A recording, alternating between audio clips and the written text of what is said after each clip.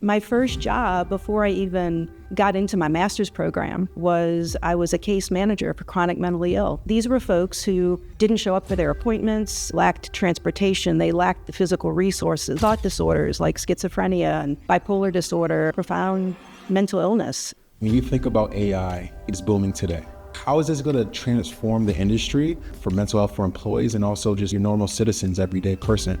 AI can be powerful in its ability to consolidate information, to drive up access, to fill that gap. It can do that and really made a way for a lot of good things. But then also you have to follow the money, right? When something begins to be a revenue generating source, it gets a lot of attention. Stigma is coming down. Look at how much we're talking about mental health today. We're seeing this entirely rise in depression, rise in suicide rates. That's really telling, right? I think there's two potential outlets, and I'm just going to boil it down to. We're bringing great corporate leaders, entrepreneurs on this podcast to help you in regards to what you're trying to do for your business and also your organization. Look, the way we can continue to bring in that constant value constantly is going to be when you hit that subscribe button. It's going to help us in what we're doing for our mission. If you're an entrepreneur, corporate leader, Fortune 500 leader, whatever it is, faith-based person that is looking to continue to elevate themselves at a different level, this is going to help us bring in the top tier talent that you're looking to hear from. So when you hit that subscribe button, that helps us in our mission and what we're trying to accomplish to help you.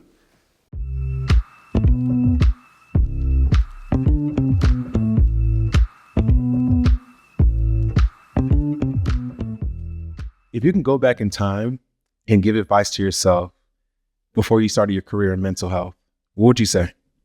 Wow. It's a great question, especially at this phase of my life. Enjoy the journey. I was so focused on how was I going to do the next thing? How was I going to have a career? At the time that I started mental health, it was not a lucrative career choice. It was a vocation. You got into mental health service because it was a passion. It was something in your heart. It was something that I knew that I couldn't not do because I had seen people around me and had experienced being a peer support to a person who was struggling with mental illness. And when I went to group with them to be their peer support, I thought to myself, I want to do what that therapist does. I want to create that kind of hope. I want to create that kind of ability to change and help change people. And so that's what got me in to the field, was that calling and that vocation to do good. But again, not at a time when it was very lucrative. So I would tell myself for sure, enjoy the journey. Enjoy the journey. What started your journey when it comes to your overall career? How did you get into working with these different companies? You've worked with me, worked with some major companies like Cigna, Spring Health. Tell us a little bit about your career and even growing up, like where you grow up and like how did this passion for mental health and behavioral health come into play?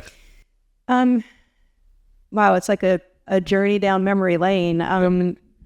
My first job before I even got into my master's program for social work was I was a case manager for chronic mentally ill.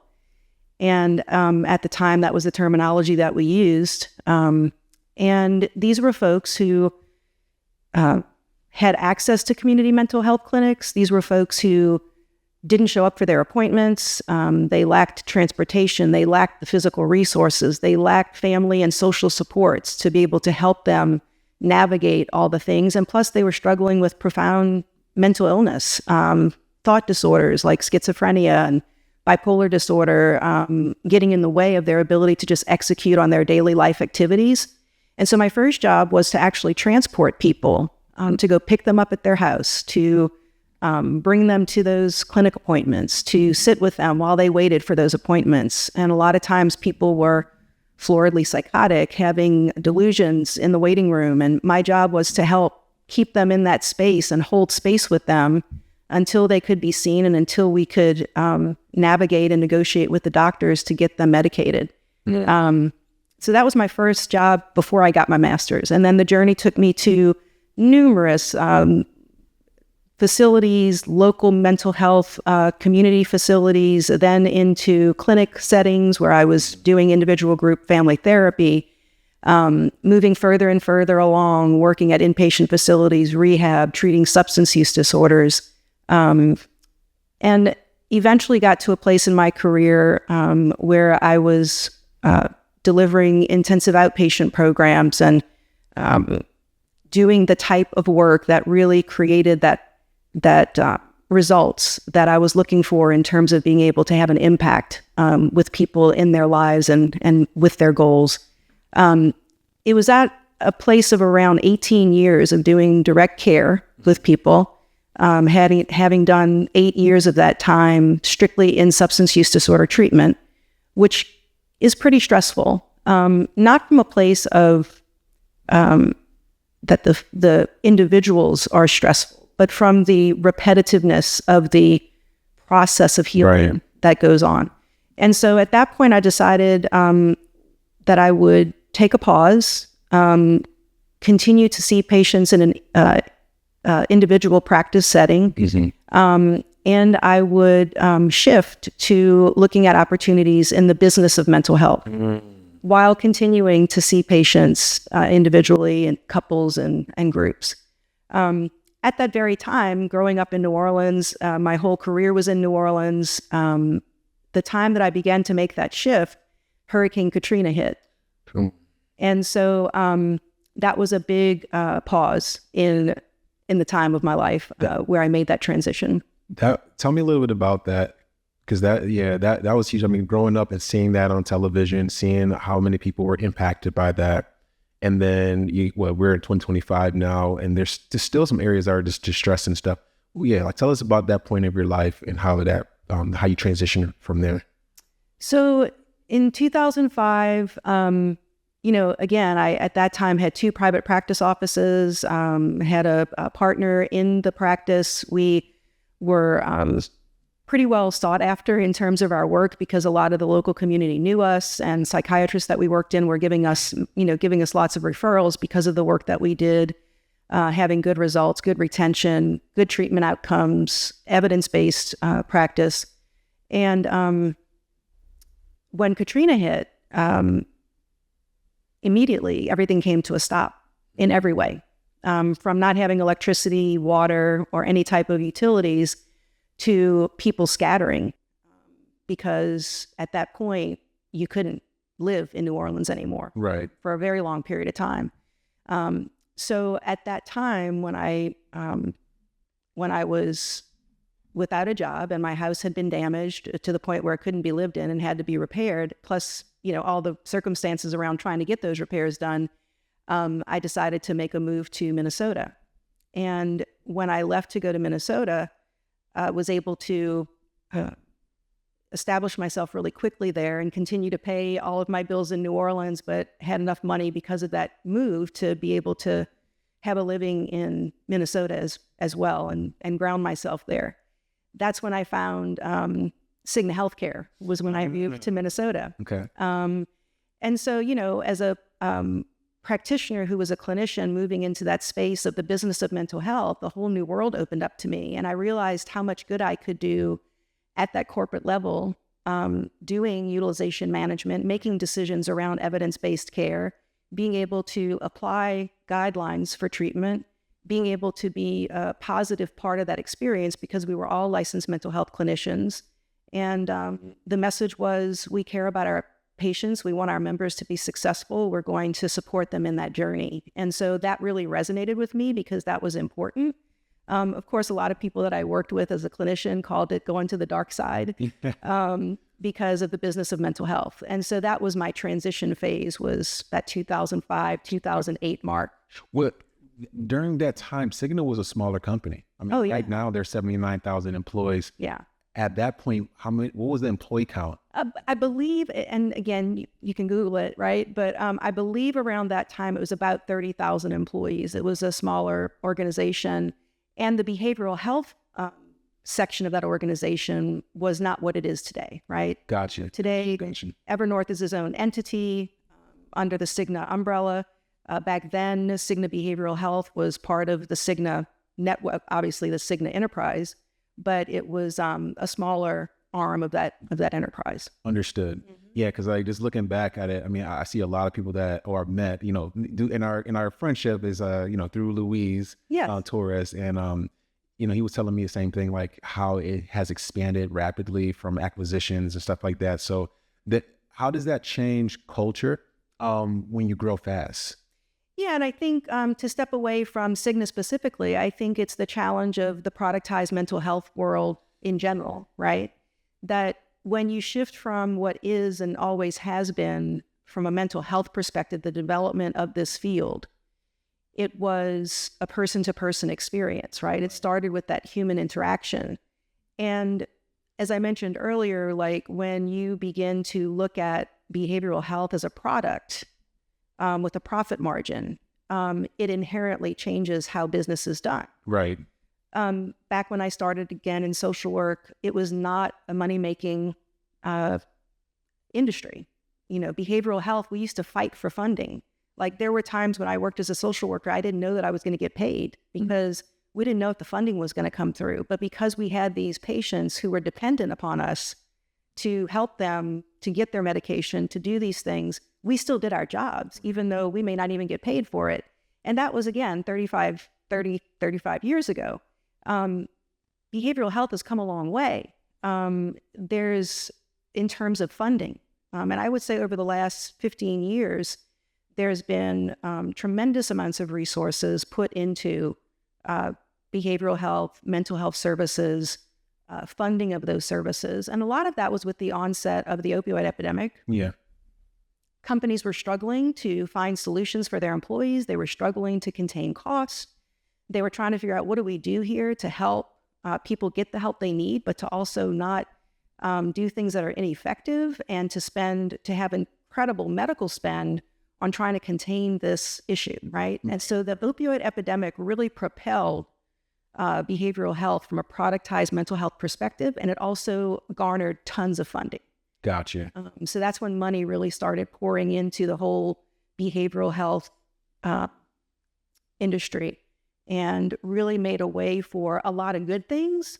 But then also, you have to follow the money, right? Yeah, you got to follow. When something begins to be a revenue generating source, it gets a lot of attention. Right. And then because of that attention, you begin to factor in things like, again, profit margin, most efficient way of doing business, all of the things that are very important to having any successful business.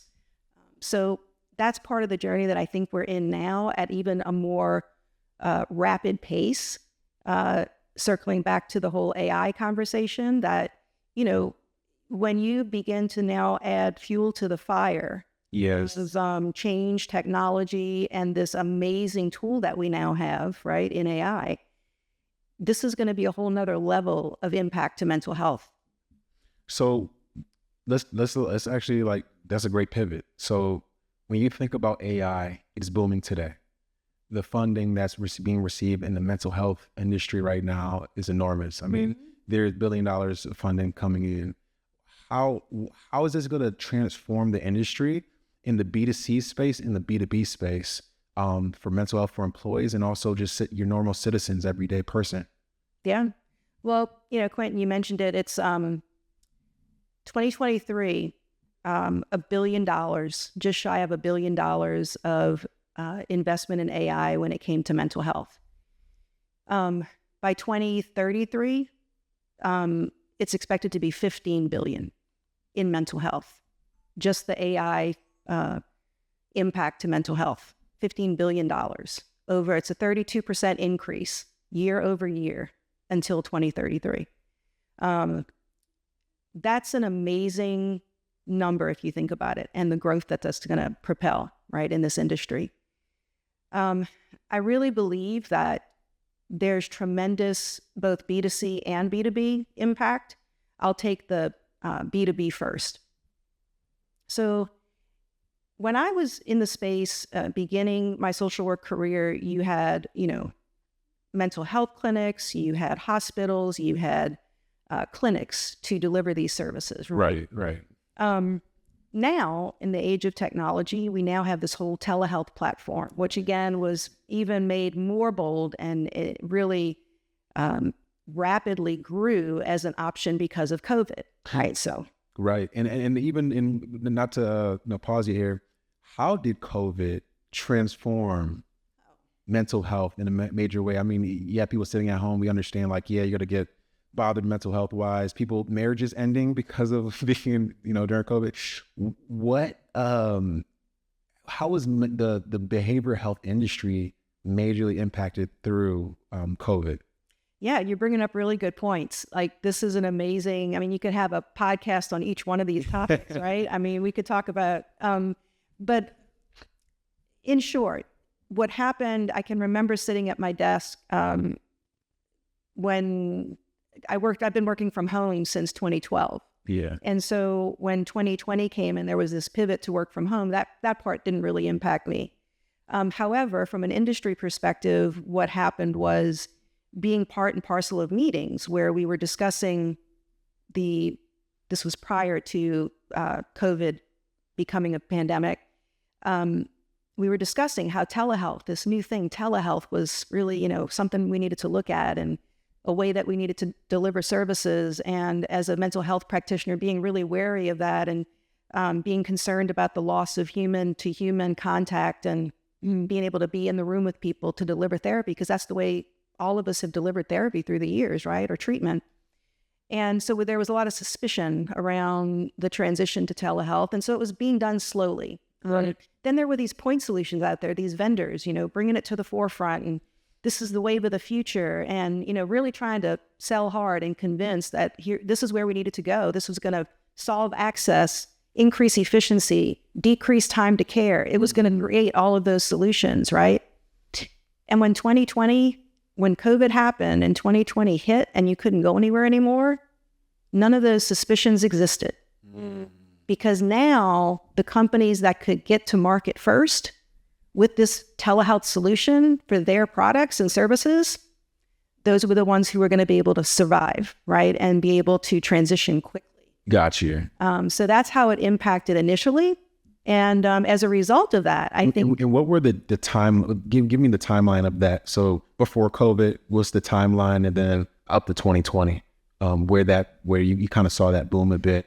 Right. So, I mean, again, and I'm not, from a strategic planning perspective, I can't begin to factor in at the corporate leadership C-suite level how they were looking at this, right, for the strategic planning. But from a frontline worker, right, and somebody who's delivering services or who's doing strategic planning at a very local level, it felt like maybe a year or two before COVID hit, that there was this trend toward telehealth. And all of that was because of the need to increase access because of a mental health professional shortage, right? And because there's not enough mental health professionals to go around, there's also not enough, there's the expense that goes with having a private practice and being able to deliver those services and to be able to do it in a way that is convenient for people. So all of those things together drove the attention toward telehealth, but it wasn't fully baked at the time that COVID hit in the way that it quickly became. Like, a lot of decisions got made really quickly in a condensed period of time. That probably would have taken a little bit longer to consolidate. Gotcha. Yeah. But COVID kind of sped things up and accelerated it. So I mean, kind of like getting towards the close of like the AI funding piece. I mean, there's a statistic saying like depression rates have climbed basically from 6.7% from 2010 to 14% in 2025. Yeah. And they're doubling, more than doubling in 15 years. So like, and then suicide rates and also substance disorders and stuff. So how can AI improve these statistics? How can they help these areas, especially on the suicide side? I mean, the mental health apps that are therapy apps with the AI talking to you, but can it really solve the person's like issue, like what they're going through? Yeah, you bring up a really good point. And, 50% increase in suicide over a course of 15 years, right? And this is in a period of time where stigma is coming down. I mean, look at how much we're talking about mental health today. again, early in my career, you just didn't even talk about it. You didn't bring it up. It was kind of right. You were thought of as crazy, or you were thought of as less than. You were thought of, even being a mental health professional was kind of a little bit, taboo. And so in a time where stigma is coming down, where mental health resources, as we've talked about, are being dumped into, and financing is being dumped into behavioral health, you're seeing this continued rise in depression, rise in suicide rates, and increase in substance use disorders over the same period of time. That's really telling, right? At the same time that that's happening, you're having this influx of money being built into AI to help support that. And your question is, do I think it's gonna help that? If you think about AI and where it can be best utilized today in terms of its development, I think we're up against two things. One, this is an evolutionary process. That is the nature of AI, right? It's learning moment to moment, second to second. It's going to continue to do that. Where AI will be in 3 years, 5 years, 10 years is going to look very different from where it is today. Oh, yeah, completely. Right? I don't even know that we know necessarily today what it's going to look like in 5 years. However, if we project where it is now versus where it was, and we look at that type of exponential growth, right, of AI and its usage, what does that mean for mental health? Right. I think there's two potential outcomes, and I'm just going to boil it down to that. I'm going to be bold here. I think one outcome is that we operationalize AI in a way that continues to drive toward what it does best, which is to increase access, to reduce cost, to help point people to the right solutions at the right time in the right way, and get them that information as quickly as possible, whether it's matching an individual with a provider, that's going to be an easier match, right? And they're going to have success because there's been some algorithms that have been drawn up that I'm able to match, that Quentin will come to me as a therapist and I will be able to help him because we generally have good relationship. So I think I'm going to be able to help him. And that way you don't have to go through 3 therapists or 4 therapists before you find somebody. So those things are really helpful. Because that's been a big problem, honestly. Like, wasting time talking to 3 different people, then you find a 4th match that helps you. But right. Yeah. And guess what? There's also this amazing evidence-based set of data that AI is using to really say, based on these symptoms that you're having, here's the course of treatment that you might want to consider, right? Mm-hmm. So AI can be powerful in its ability to consolidate information, to drive up access, to fill that gap at a certain level of what needs to happen for mental health and wellness. It can do that. What AI can't do is create the desire to get help. Right, you can't. Right, you have to do right. You have to do that personally yourself. Right. That's the big question, right? So those are my 2 things. AI is going to thrive in doing all of those things that AI can do. What has to continue to be developed from a B2C perspective, right, is understanding, not for AI to understand, but for corporations who productize mental health, for them to understand that it's not only about ROI, it's about ROC. Mm-hmm. And ROC is return on caring. Mm-hmm. There's a return on investment that anybody who's doing business today is going to strive for. And anybody selling into mental health is going to be able to say, I can demonstrate. They're going to be able to show that return on investment. The part that every single part of mental health and AI is going to struggle with is accepting that you have to have a return on caring. Yeah. There's got to be that return on caring. And that's what's crucial to driving forward from an ethical perspective with AI when it comes to mental health. That's, to me, just a ground floor understanding that needs to happen. I mean, right on that point, let's pivot from AI and kind of go into more of the aspect of ROC, return on care. When it comes to, AI has a center platform, right? It's on center stage. It's going to be looked at right now as what's going to solve every problem. But like you said, there's these other areas that need to be solved as well.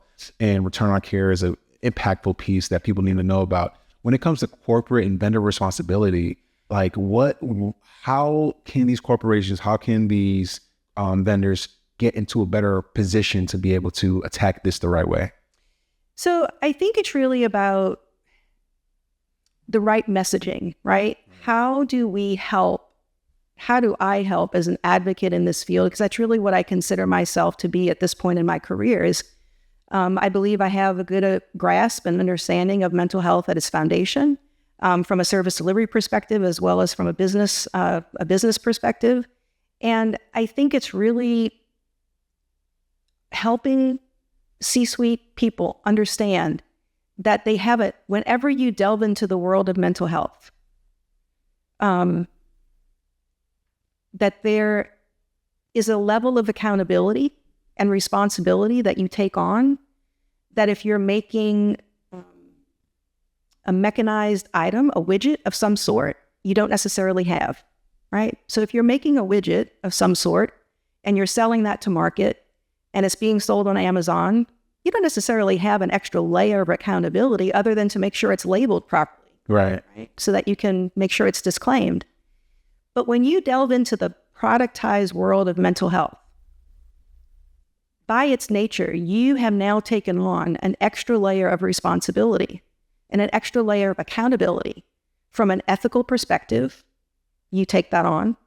From a service delivery perspective, and from running the business, the people that you employ, from that perspective, because the people you're employing are all mental health clinicians. And these mental health clinicians are being hired for their licensure, their experience, their clinical acumen, their business acumen, right? But they're also hired to be, because they are inherently people who have high emotional IQ. Right. Their emotional intelligence is high. Their feeling, their sensitivity, their empathy, their ability to connect, their hopefulness, their ability to install hope in individuals, and their ability to create solutions and to drive the goals of the people that they work with is the other piece of what they're hired for. When you don't support that, and when you don't value that and feel any responsibility to that particular part of mental health, to the employees that are delivering the services, to the outcomes that are happening that are beyond what the AI has driven you to see in terms of efficiency and cost effectiveness, when you don't look at mental health as having an extra layer of accountability in order to do it effectively and properly, and ultimately to have the good outcomes that you want, I really believe that you've missed a really important part of the mental health journey. Mm-hmm. And that is the human-to-human contact, the ability to mobilize individuals toward the changes that they seek, and to do that in a way that is ethical, has corporate responsibility embedded in it, is evidence-based, and truly is in the best interest of the people that are being served. Amazing points you're hitting on. I mean, that's a big piece, the human touch, the human factor. I feel like when we even dive into this AI piece of things, you're diving into people losing some of their critical thinking. We're giving too much autonomy to something that isn't fully developed yet, and we don't even know where this is going to go. And like you said, the caring piece. AI is just going to know, it's going to work off this evidence-based information and data and these resources. But is it going to? It's like, okay, you show up somewhere or you're talking to a AI mental health professional. Do they really care inside, or is it just I'm going off my algorithm or what it's taught me or what the world says, and I really can't comprehend true love, or I can't really comprehend truly how that deeper inner feeling that you're feeling where you're a little pissed off because this happened with a family member or this, right? But you can't, can the AI express that? And that human factor, human touch, that human presence is super key. I believe. No, absolutely. From what you're saying, you're hitting on something that's at home, because I believe if that's lost, right, then we're going to have, I mean, and some of that stuff is coming up. You got people that want to develop AI tool that can truly solve that problem, but they have to factor, we're going to still have a human touch to be a part of that. Yes. What's your thoughts on like how the next 5 years, I'll say 5 because everything's rapidly moving, are going to change the world in this space? That's a big question. And what I can say is this, just to kind of circle around what it is that you just asked back to the other part that you asked, which is, how is it going to change the world in terms of mental health?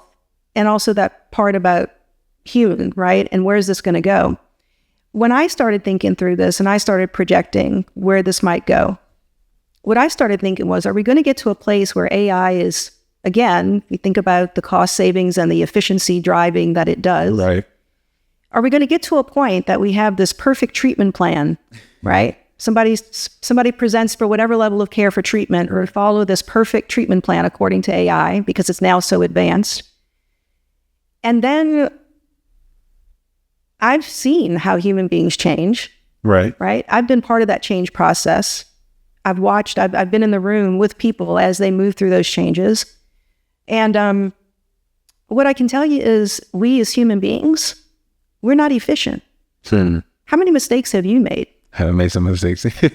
How many mistakes have I made? I've made lots of mistakes in my life. In fact, I've made the same mistake over and over again. It's not very efficient, right? I can in my mind know, oh, I should really do that. That's what my therapist said. That's what I'm supposed to be doing. My coach told me I should eat this. My coach told me I should do this much. I should exercise for this much time. My doctor told me I should do these things. These are the most efficient ways for me to get where I need to go and to have the health, wellness, peace, quality of life, decrease in depression that I really want to have. But I make mistakes. So are we going to get to a point where AI, because we're not following the prescriptive, this is going to give you the best result, are we going to get to a point where we start to blame people? Because I handed you the perfect solution, right? I handed this to you. I have created for you the path to peace and wholeness. And I bet you right now we could both pull up ChatGPT and we could type in, what is the path for me to health and wellness? And it would give me a list, right? Right. But I have to want to follow that list. And as a human being, I'm going to make mistakes. Right. I think that's the part that is, for me, the biggest challenge of technology in any realm of our lives is, do we continue to teach somebody how to fish, or do we just give them a pole and the best possible hook that they can get and expect them to go out there and do it? And I think that is really the crux. I mean, I'm bringing it down to some really primitive language, but that's really the crossroads that we're at, I believe, when it comes to mental health and AI. Thank you for mentioning that. I mean, honestly, I think we're definitely at this place now where you're either going to begin to take action on your mental health in a way. I think AI is revolutionizing, like the AI space for mental health is definitely revolutionizing to help people have a more structured plan. But when it comes to the action piece, or hey, like you said, like if someone's going to truly take action on this, is it really the perfect plan, and are you going to deviate from it? What's going to truly help that person? And life changes, life happens. There's different circumstances that come into play. So AI is going to be like that tool, that sidekick, that Batman and Robin situation. Yeah, absolutely. But yeah, like you said, like, is it going to be the perfect solution? Like, I remember movies like Prometheus, that's Alien versus Predator movie, and you see the lady go into the medical machine and it finds out what's going on in her stomach, and like, right. And she's able to get all this like immediate treatment. Whereas if it was a normal human doing it, she would probably have died right there. Same thing in the Sixth Element. So like you see like people have thought about this in movie based, but how is this going to translate over into real life? Now that's more physical, more procedures, but now we're talking mental health. How can that be solved quickly in that way? Yeah. So there's a lot there. Mm-hmm. Any closing thoughts before we move? We have a cool segment for you. Yeah. Any closing thoughts before we kind of go into the next segment? My closing thoughts are this. I'm excited about AI and mental health. I think that AI is going to do something for us in the field of mental health that would otherwise not get done. I think that it has already shown results of decreasing time to care for people. It has already shown results in increasing access. That's a big one. That's a big one. It's already shown results in increasing engagement, right? It's already shown results that I believe are truly in the best interest of us as human beings. Like, I really believe that. What my cautionary closing thought is that we have to educate. And this is something I really am very interested and committed to doing, is I really believe we have to educate corporations who are part of that productized mental health to recognize that extra layer, not only of the ethical responsibility, but for the part of their utilization of AI that doesn't devalue human to human because it's the more expensive part. We all know that labor is the most expensive part of any company.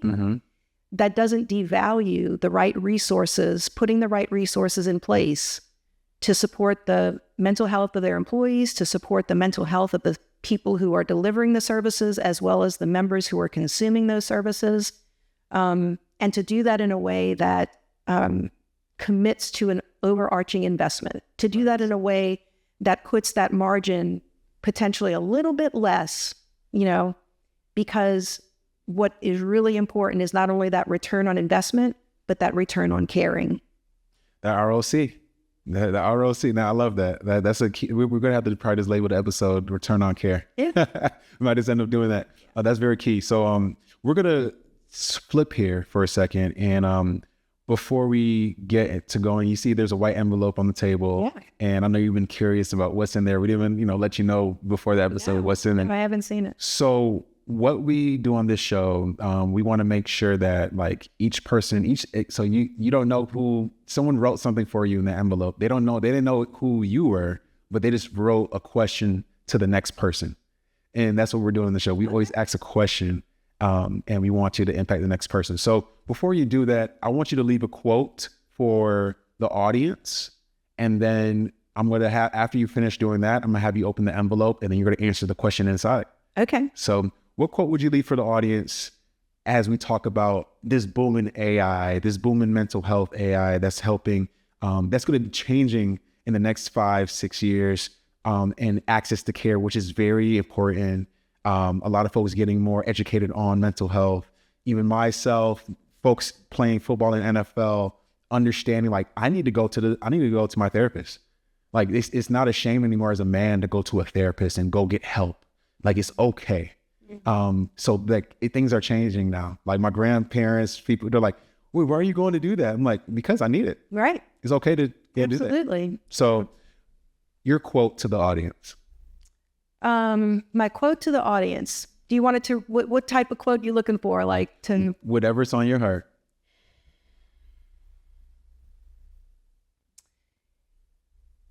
Wow.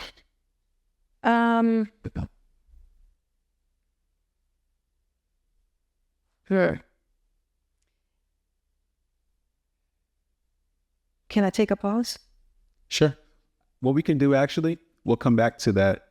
We're going to have you open up the envelope. Okay. And you go ahead and move that pen off of it. You're going to open the envelope. And there's a question in there. I want you to read the person's name. And then you're going to go ahead and answer the question. From Elliot Glass. All right. So Mr. Glass is a senior HR executive at Amazon. This is the question he had for you. Go ahead and read it. When you're done with your day, are you satisfied with the effort that you put forward?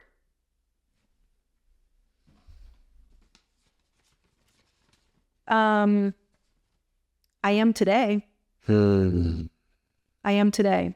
This is a really meaningful time for me. And Elliot, this is a great question, because this is what I believe we all need to strive for. That when our day is finished, that we are not content, but satisfied with what we've accomplished, that in some way we've contributed to the good. We've contributed to being more of who we are, being congruent with the way that we live and the values that we hold dear.